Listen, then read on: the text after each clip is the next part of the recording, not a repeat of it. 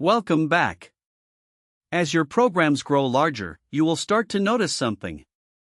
You are writing the same code in multiple places. Functions solve that problem.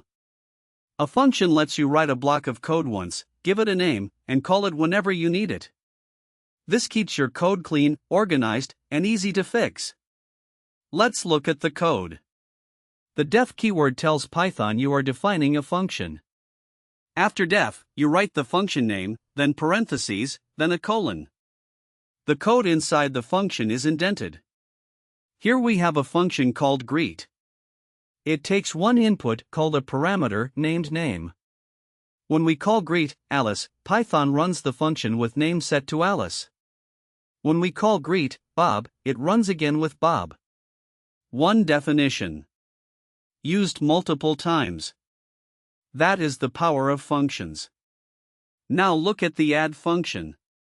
This one takes two parameters and uses the return keyword to send a value back. The result gets stored in a variable and printed. Return is really important. Without return, the function just runs and disappears. With return, you get a value back that you can use in the rest of your program. Now look at default parameters. In greet _with title, the title parameter has a default value of Mr. If you call the function without providing a title, it uses the default automatically. If you provide one, it uses what you passed in. Default parameters make your functions flexible without requiring the caller to specify everything. Scroll down to calculate _area. This is the core idea of reusable code in action. One function definition. Two different calls with different values. Clean, simple, maintainable.